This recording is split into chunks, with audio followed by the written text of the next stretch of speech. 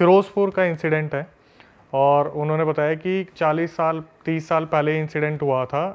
तो वहाँ पर एक लड़का था जिसका नाम था अमन, 19-20 साल का था, कॉलेज गोइंग स्टूडेंट था। तो ये बेसिकली होता क्या है कि इसके पापा जो है वो रिटायर्ड हैं, और इसके पापा अपने घर में बैठा करते थे, और बड़ी मुद्दतों से एक लड़का जन्म हुआ था घर में, इकलौता लड़का था। तो इसके पापा को जिस दिन वो कॉलेज गया था, इसके पापा को कुछ आवाज़ आती कि घर के बाहर कुछ लोग घूम रहे हैं, जैसे आघोरी टाइप होते, किसी के हाथ में घास है, किसी के हाथ में लकड़ी है, किसी के हाथ में मतलब पोशाक है, धोती वोती पहन रखी थी, लंबी लंबी दाढ़ी थी। तो वो उनके घर के सामने से बोलते हुए निकलते कि आज तो अमन को हम मार देंगे, अमन को अपने साथ लेके चले जाएंगे, अमन का मरने का वक्त आ गया। तो ये चीज़ उसके पापा सुन लेते हैं घर में से। तो वो एकदम से जब ऊपर जाले में से मुंह करके देखते तो वो इतने आघोरी ऐसे थे दिखने में। उसके पापा बताते कि मतलब देखकर इतना ज़्यादा डर लग गया था ना कि जैसे सही में यमदूत आ गए हो। तो उसने क्या करा, जैसे ही उसने देखा कि अमन घर में आ गया, उसके पापा ने उसे बोल दिया, बेटा 2-3 दिन तक तू कॉलेज नहीं जाएगा और कोशिश करियो घर में ही रहे, मैं तेरे को पर्सनली बोल रहा हूँ। तो उस लड़के ने बताया कि भाई अमन को ना कभी कॉलेज के लिए रोका नहीं जाता था, प्रेशर किया जाता था पढ़ने के लिए, क्योंकि अमन खेलता बहुत था। लेकिन इस टाइम पे उसके पापा ने बोला तू कॉलेज नहीं जाएगा। तो वो भी थोड़ा सा हैरान हो गया कि यार पढ़ाई से कैसे रोक रहे घर वाले, कैसे हो सकता है। हाँ। तो उसे जैसे ही अमन घर में आया, उसे एक कमरे में बंद कर दिया। वो रात निकल गई। तो अगले दिन अमन उठ के बोला अपने पापा को, पापा बाहर आने दो यार, पूरी रात अंदर बंद रहा हूँ मैं, वॉशरूम तो यूज़ करने दो। तो जैसे ही अमन वॉशरूम यूज़ करने गया, फिर उसके पापा को फिर वही आवाज़ आती है घर के बाहर कि अमन का अंतिम वक्त आ गया, अब अमन को हम लेके जा रहे हैं। उसके पापा ये सुनने के बाद इतने ज़्यादा डर गए, उन्होंने वॉशरूम खटखटाया, अमन को बाहर निकाला और बंद कर दिया ज़बरदस्ती कमरे में। तो उनको इस बार सिर्फ आवाज़ आई थी या वो दिखे भी थे दोबारा? इस बार वो देखने की हालत में नहीं थे। उन्होंने बोलते ना कि अगर मेरा बच्चा बहुत ज़्यादा, मैं उसके लगाव में हूँ, कोई मेरे को ये भी बोल देगा तेरे बच्चे को मार दूंगा, तो ये नहीं कि मैं उससे भिड़ूंगा, पहले अपने बच्चे को छुपाऊंगा।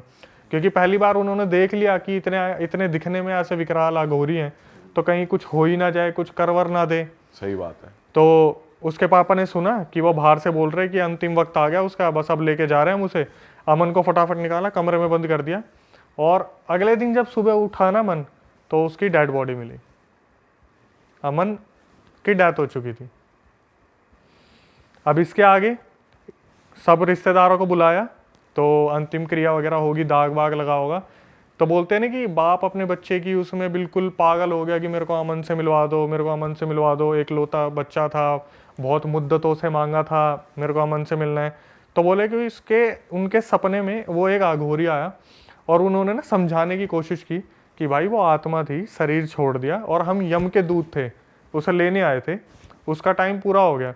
तो इसके पापा ने बोला कि अगर मेरे को आप अमन से नहीं मिलवाओगे, मैं अपनी जान दे दूंगा, यहाँ पे जितने भी मेरे हैं सगे संबंधी मैं छोड़ के चला जाऊंगा उनको। तो आघोरी ने बहुत समझाने की कोशिश करी कि भाई रहने दो, मत करो, वो आत्मा थी। जब नहीं माने नहीं माने नहीं माने, तो आघोरियों ने बोला एक काम करो, रामबाग के वहाँ पे शमशान है, रात के 12 बजे चले जाना, अमन आपको मिल जाएगा। अच्छा हाँ।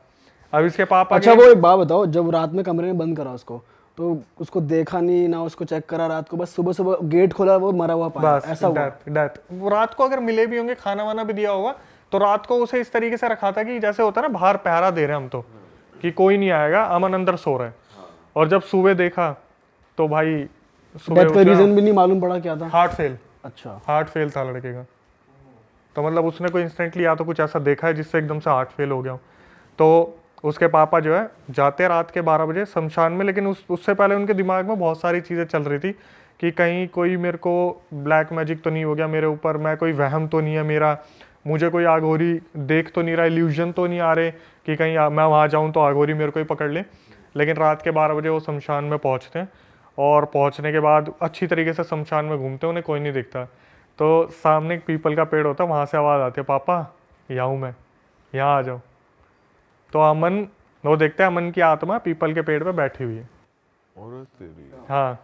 और वो पीपल के पेड़ के पास जाते हैं, तो देखते ही एकदम से बोलना शुरू कर देते हैं, तू क्यों छोड़ के गया, तूने ऐसा क्यों करा। तो वो बोलते हैं ये मेरा वक्त पूरा हो गया था, यमदूत मुझे लेने आए थे, अब मैं आपका कोई नहीं लगता, आज से हमारे रिश्ते ख़त्म है।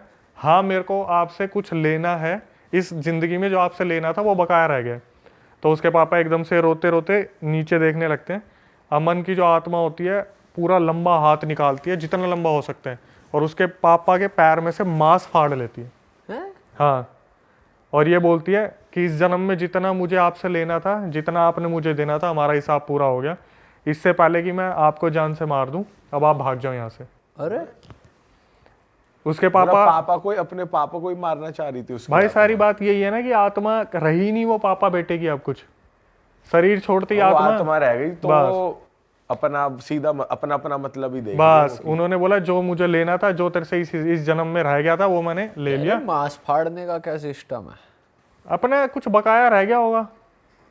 इसके बाद उसके पापा वापिस आए भागते भागते घर में।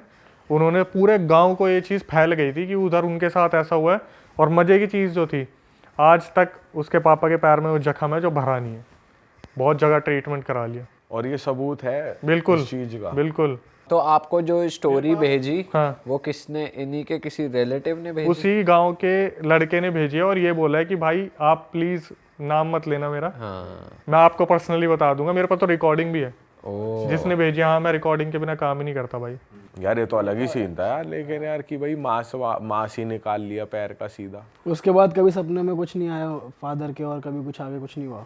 अभी मेरी जितनी बात हुई थी ना, देखो मैं सच बताऊं तो क्या होता है ना भाई, जब हमारे पास ऐसी रिकॉर्डिंग आती है ना, तो ऐसी एक तो आती नहीं, बहुत सारी आती है। हम वेरिफिकेशन के लिए ना उतना टच करते हैं जितना लिमिटेड हो। अगर मैं उसे बोलूँगा ना आप एक काम करो, उनके पापा की फ़ोटो मंगवा लो, चलो वो भी एक चीज़ है, लेकिन बहुत गहराई में जाना कि वो उसके पापा से पूछे अब आपके साथ क्या हो रहा है, नहीं हो रहा, तो वो एक सेंसिटिव इंसान को छेड़ने वाली बात है, क्योंकि बच्चा गया है। फिर भी उन्होंने इस तरीके से बोला था। मैंने बोला अभी ऐसा कुछ है, तो बोले कि भाई इस बात को 30-40 साल हो गए। उनके दादा परदादाओं ने ये चीज़ बताते कि गांव में इस इंसान के साथ ये हुआ था, और जब घूमता दिखता ना तो बता देते थे कि ये रहा, देख इसका पैर अभी भी ऐसा का ऐसा ही है। अच्छा। हाँ, तो वो अकेले ही रहते हैं, कोई और नहीं रहता उनके साथ? उनकी वाइफ है और वो है, बस बच्चा जाली है। तो यार ये तो कुछ अलग ही सीन हुआ है अंकल के साथ। अब इसमें कभी भी हमारे पास रिकॉर्डिंग आती है तो हम कोशिश करते हैं कि कैसे ना कैसे बात हो, लेकिन आधे से ज़्यादा बंदे यही बोल देते हैं कि भाई आप ये एक्चुअली स्टोरी जो मेरे पास आती है ना, मैं अपने जितने भी देखने वाले उन्हें बोल देता हूँ, देखो यार कोई लॉजिकल हो ना तो भेजना, कुछ भी ऐसा नहीं कि जो मन में आया, क्योंकि आधे से ज़्यादा स्लीप पैरालिसिस की जो कहानी आती है ना, उनका कोई लॉजिक नहीं होता।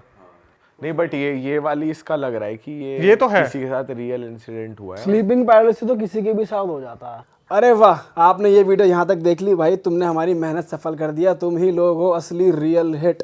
और अगर आपको बहुत मजा आ रहा है ऐसी क्लिप्स में, ऐसी वीडियोस में, तो फटाफट जाइए प्लेलिस्ट पे बिंज वॉच कीजिए और सारी वीडियोस देख डालो और मौज काटो। That is it. हम मिलेंगे नए पॉडकास्ट में, नई क्लिप में। Till then bye bye, see you, take care, do subscribe. Best of real talk online. Okay, bye bye.